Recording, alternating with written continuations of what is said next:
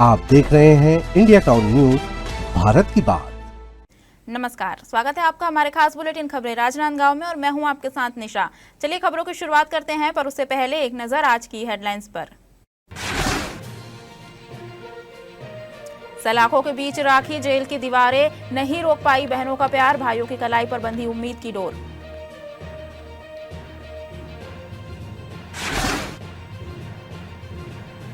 बसों में ओवरलोडिंग, रक्षाबंधन पर बसों में भारी भीड़, सुरक्षा पर सवाल।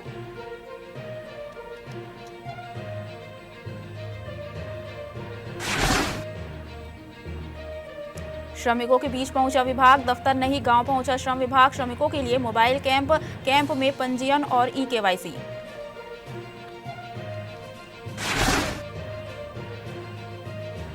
अवैध शराब पर कार्रवाई, शराब के साथ आरोपी गिरफ्तार, आरोपी को गिरफ्तार कर भेजा गया जेल।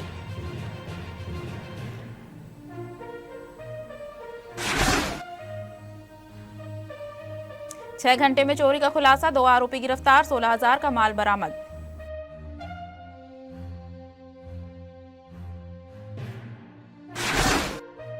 राजनांदगांव में रक्षाबंधन का पर्व इस बार कुछ अलग तस्वीर लेकर आया। यहाँ न घर का आंगन था, न भाई बहनों की सामान्य चहलकदमी थी, तो सिर्फ जेल की 4 दीवारी और उसके बीच रिश्तों की भावनाओं से भरी मुलाकात। जिला जेल में जब बहनें अपने निरुद्ध भाइयों की कलाई पर राखी बांधने पहुंची तो कुछ पल के लिए मानो सलाखों की सख्ती भी भावनाओं के आगे कमजोर पड़ गई। नमस्कार, मैं हूं सौरभ ताम्रकर और आप देख रहे हैं इंडिया टाउन न्यूज, भारत की बात।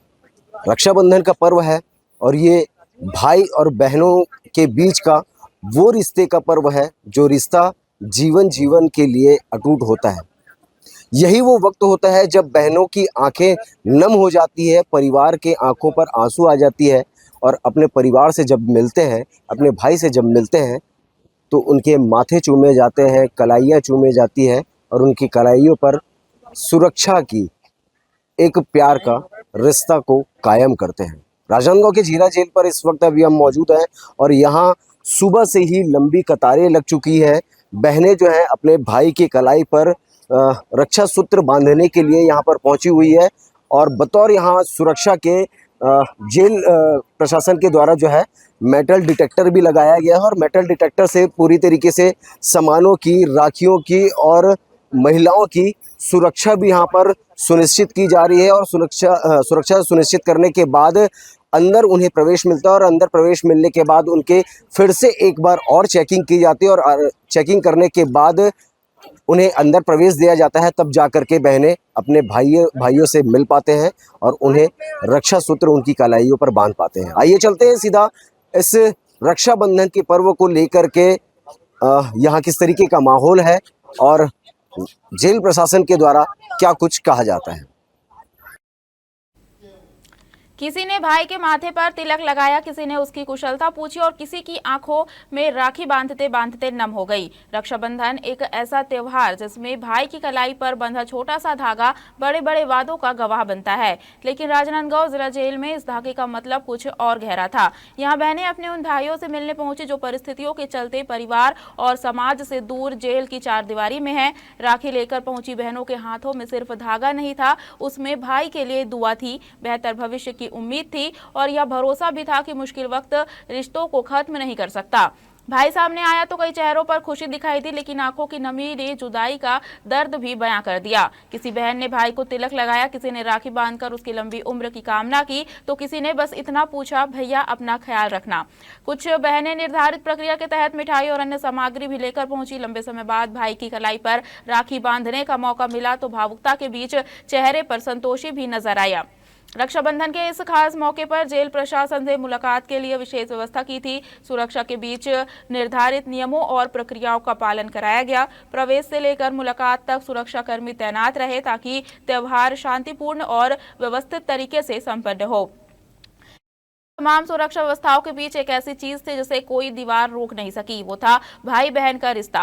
राखी बांधने के बाद बहनों ने भाइयों के बेहतर भविष्य की कामना की। भाइयों ने भी बहनों को भरोसा दिया कि हालात चाहे जैसे हो, रिश्तों की डोर कमजोर नहीं होगी। दरअसल जेल की ऊंची दीवारों ने भले ही भाइयों को उनके परिवार से दूर कर दिया हो, लेकिन रक्षाबंधन पर कलाई पर बंधे राखी के उस छोटे से धागे ने दूरी को कुछ पल के लिए मिटा दिया। राजनांदगांव के जिला जेल में इस रक्षाबंधन का सबसे भावुक संदेश यही रहा, सलाखें इंसान को कैद कर सकती है, रिश्तों की भावनाओं को नहीं।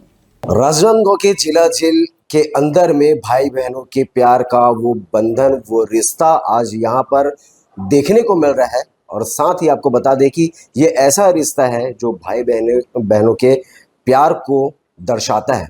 राजनांदगांव के जिला जेल के अंदर में जो परिवार के लोग यहाँ पर बतौर बंदी किसी धाराओं के तहत में किसी मामले पर यहाँ आकर के अपनी गुनाहों का सजा काट रहे हैं, उनके पास उनकी बहनें पहुंच रही है। और अभी इस वक्त हमारे साथ मौजूद है राजनांदगांव के जेल अधीक्षक यूके पटेल साहब।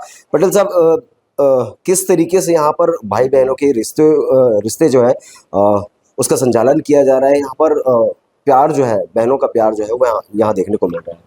जी, महानिदेशक जेल के मार्गदर्शन में उनके निर्देशानुसार जेल में बंद कैदियों को उनकी बहनों से राखी बंधवाई जा रही है। इसके लिए हमने जेल के बाहर डोर फ्रेम मेटल डिटेक्टर लगाया है, जहां से बहनें गुजर के आती हैं और इसके बाद अपने जेल के अंदर भी एक बार उनकी तलाशी ले लेते हैं, फिर उनको सम्मानजनक रूप से उनके भाइयों के पास बैठाते हैं, जहां उनको टीका और रक्षा सूत्र बांधा जाता है। इस पे सुरक्षा बतौर किस तरीके की व्यवस्था यहाँ पर बनाई गई है? जी, हमने उसके लिए पहले से निर्देश चस्पा कर रखा है कि मीठे के रूप में सूखा मीठा रहे, जैसे सोन पापड़ी है, एक पाव से ज़्यादा नहीं होना चाहिए। और जो सामान लेके आ रहे हैं वो अपने बाहर ही अपने पुरुष सदस्य के पास रख लें, तो वहीं वो रखवा दे रहे हैं। और हम लोग अंदर जो चेकिंग है, जो जेल के लिए अवैध चीज़ें हैं, उसको रोक रहे हैं। किसी भी तरीके से भाई बहनों का रिश्ता जो है ना टूटे, उसका पूरा ख्याल रख करके, साथ ही नियमों का उल्लंघन ना हो और सुरक्षा व्यवस्था पूरी तरीके से मुस्तैद रहे, इसको लेकर के राजनांदगांव जिला जेल जो है अपना काम निरंतर यहाँ पर कर रही है। सुबह से ही तकरीबन 50 से 60 बहनें जो है वो अब तक के अपने भाइयों की कलाई पर रक्षा सूत्र बांध चुके हैं और आगे भी ये काम चालू रहेगा जब तक के पूरे बहनें अपने सभी भाइयों के हाथ में कलाई पर राखी ना बांधे। कितने समय के बाद भाई से मुलाकात हुई? 1 साल। 1 साल हो गया है। भाई से मिलने के बाद क्या एहसास हुआ? अच्छा लगा, बहुत दिन बाद देखे थे। रक्षाबंधन के त्यौहार के बीच राजनांदगांव में यात्री बसों में ओवरलोडिंग का मामला सामने आया है। संस्कारधानी राजनांदगांव से अलग अलग शहरों और ग्रामीण क्षेत्रों की ओर जाने वाली कई बसों में यात्रियों की भारी भीड़ देखी जा रही है। स्थिति यह है कि बसों के अंदर पैर रखने तक की जगह नहीं बच रही, इसके बावजूद यात्रियों को बसों में चढ़ाया जा रहा है। ऐसे में यात्रियों की परेशानी के साथ उनकी सुरक्षा को लेकर भी गंभीर सवाल खड़े हो गए हैं। त्योहार के दौरान हर साल सार्वजनिक परिवहन व्यवस्था पर यात्रियों का दबाव बढ़ जाता है। रक्षाबंधन के अवसर पर बड़ी संख्या में लोग अपने परिवार और रिश्तेदारों से मिलने के लिए बसों और ट्रेनों से सफर करते हैं। यात्रियों की बढ़ती संख्या को देखते हुए बस संचालकों की जिम्मेदारी होती है कि वे क्षमता के अनुसार ही यात्रियों को सफर कराएं और सुरक्षा मानकों का पालन सुनिश्चित करें। लेकिन राजनांदगांव में सामने आई तस्वीर इन व्यवस्थाओं पर सवाल खड़े कर रही है। बताया जा रहा है कि कई बसों में निर्धारित सीटें भर जाने के बाद भी यात्रियों को चढ़ाया जा रहा है। सबसे बड़ा सवाल परिवहन विभाग की कार्यप्रणाली को लेकर उठ रहा है। लोगों का कहना है कि त्योहारों के दौरान यात्रियों की संख्या बढ़ना कोई नई बात नहीं है। ऐसे में परिवहन विभाग को पहले से ही अतिरिक्त निगरानी और जांच की व्यवस्था करनी चाहिए। यात्रियों का सवाल है कि क्या विभाग की कार्रवाई केवल चालानी कार्रवाई तक सीमित है या यात्रियों की सुरक्षा सुनिश्चित करने के लिए भी कोई ठोस व्यवस्था की गई है। अब देखना होगा कि विभाग इस मामले में क्या कार्रवाई करता है और यात्रियों की सुरक्षा के लिए क्या कदम उठाए जाते हैं। श्रमिकों को सरकारी योजनाओं का लाभ लेने के लिए अब बार बार दफ्तरों के चक्कर लगाने की जरूरत नहीं है। श्रम विभाग खुद श्रमिकों के बीच पहुंच रहा है। जिले में शुरू किए गए मोबाइल कैंप अभियान के तहत शुक्रवार को ग्राम पंचायत मरकाकसा डूंगरगांव के सेवता टोला और राजनांदगांव नगर निगम के लखोली वार्ड में कैंप लगाए गए। इन कैंपों में श्रमिकों को सिर्फ योजनाओं की जानकारी ही नहीं दी जा रही बल्कि मौके पर ही आवेदन और पंजीयन की प्रक्रिया पूरी कराई जा रही है। छत्तीसगढ़ असंगठित कर्मकार राज्य सामाजिक सुरक्षा मंडल और छत्तीसगढ़ भवन एवं अन्य सन्निर्माण कर्मकार कल्याण मंडल के तहत नए श्रमिक पंजीयन, पुराने पंजीयन के नवीनीकरण और योजनाओं का लाभ लेने के लिए आवेदन लिए गए। आपको बता दें, मोबाइल कैंप में श्रमिकों के लिए कई सुविधाएं एक साथ उपलब्ध कराई गई। पंजीयन और नवीनीकरण के अलावा योजना योजनाओं का लाभ लेने के लिए आवेदन रिकॉर्ड में संशोधन एवं ई श्रम साथी ऐप पर रजिस्ट्रेशन कराया गया। वहीं पहले से पंजीकृत हितग्राहियों का ई-केवाईसी भी किया गया। दरअसल इस अभियान का मकसद ऐसे श्रमिकों तक सरकारी योजनाओं की पहुंच बनाना है जो जानकारी या प्रक्रिया के अभाव में योजनाओं का लाभ नहीं ले पाते। विभागीय टीम कैंप के माध्यम से श्रमिकों को पात्रता और योजनाओं की जानकारी भी दे रही है।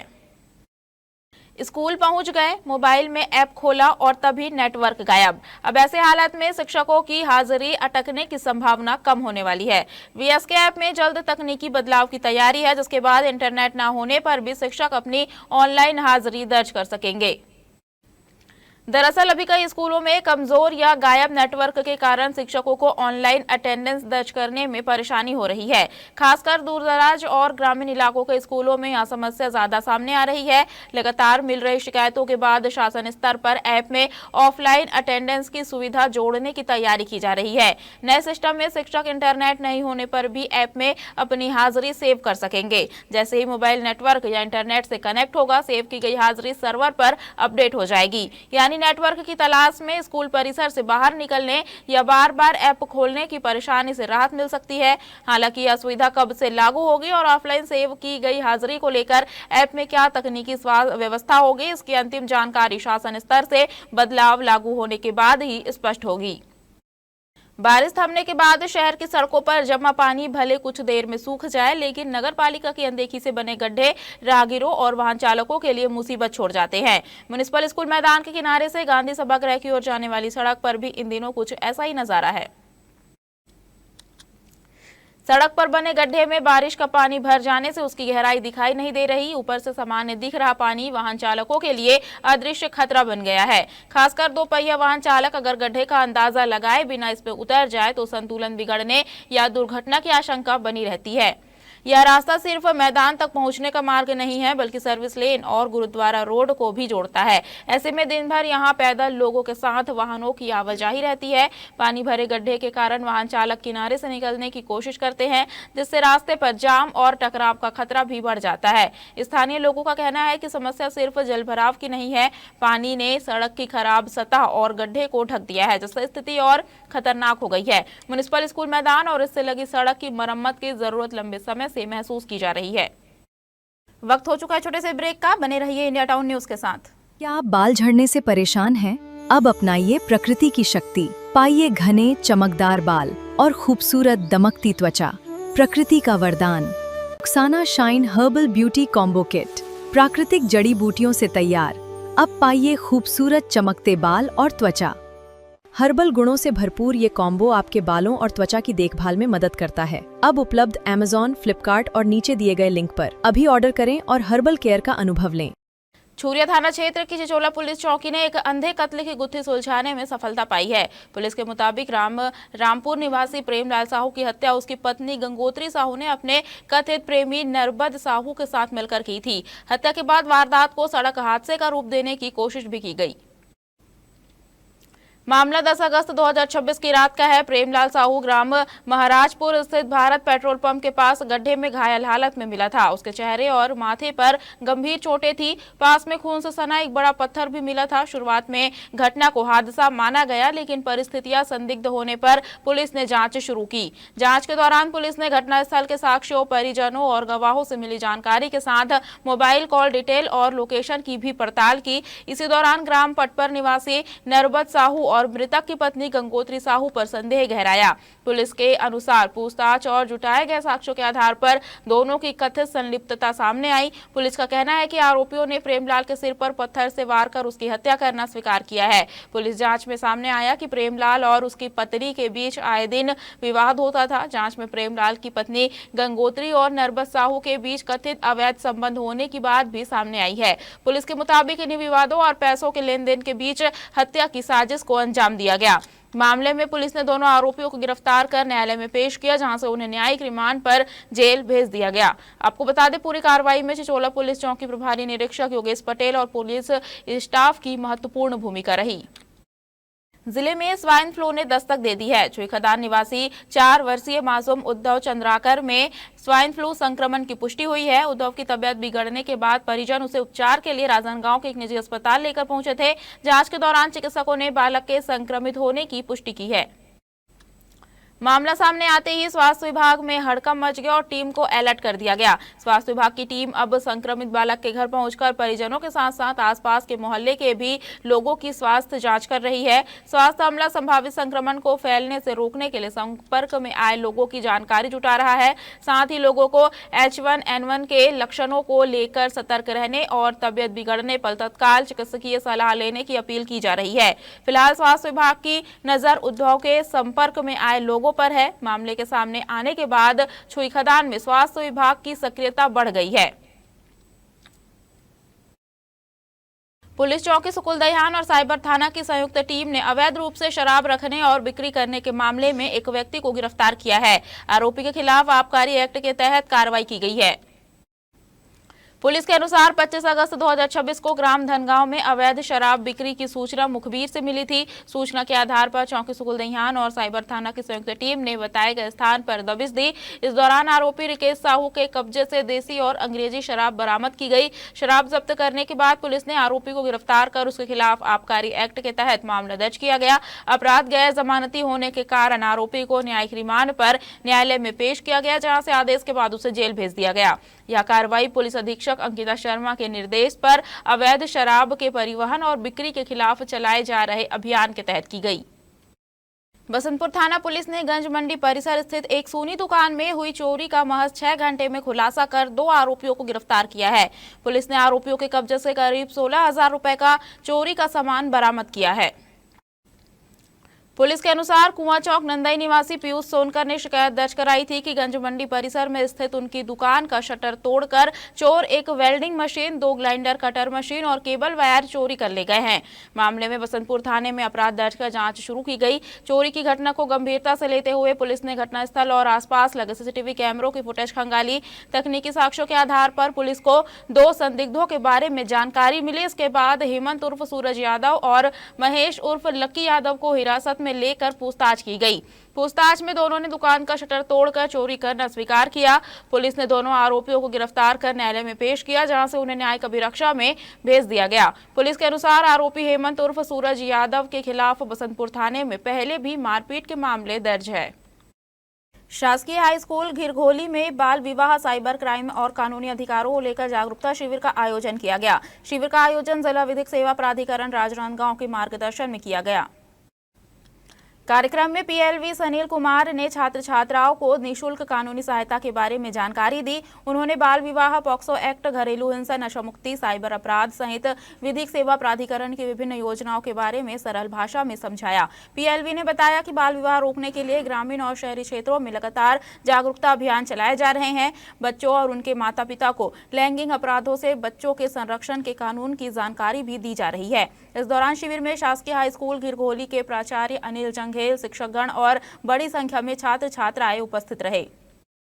शहर में लगातार बढ़ रही आवारा कुत्तों की संख्या और लोगों पर उनके हमले की घटनाओं ने नगर निगम की चिंता बढ़ा दी है। सड़कों और मोहल्लों में बढ़ते कुत्तों के झुंड अब आम लोगों के लिए परेशानी का कारण बन रहे हैं। इसी समस्या से निपटने के लिए नगर निगम ने कुत्तों की नसबंदी अभियान को तेज कर दिया है। शहर के लखोले स्थित डॉग सेंटर में इन दिनों रोजाना करीब 12 से 15 कुत्तों की नसबंदी की जा रही है। निगम का उद्देश्य कुत्तों की बढ़ती आबादी पर नियंत्रण करना है, ताकि आने वाले समय में शहर में आवारा कुत्तों की संख्या को नियंत्रित किया जा सके।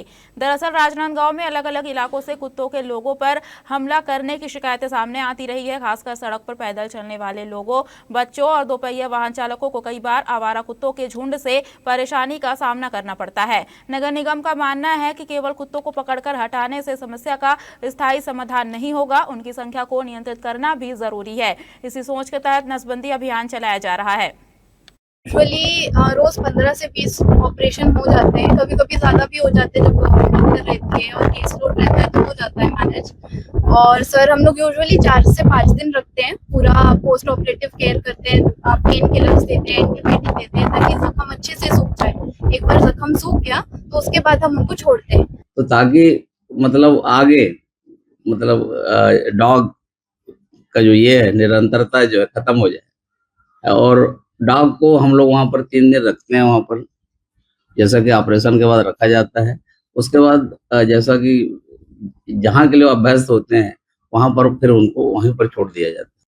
हमारे खास बुलेटिन खबरें राजनांदगांव में फिलहाल इतना ही। अब मुझे दीजिए इजाजत और आप देखते रहिए इंडिया टाउन न्यूज भारत की बात। नमस्कार। आप देख रहे हैं इंडिया टाउन न्यूज भारत की बात।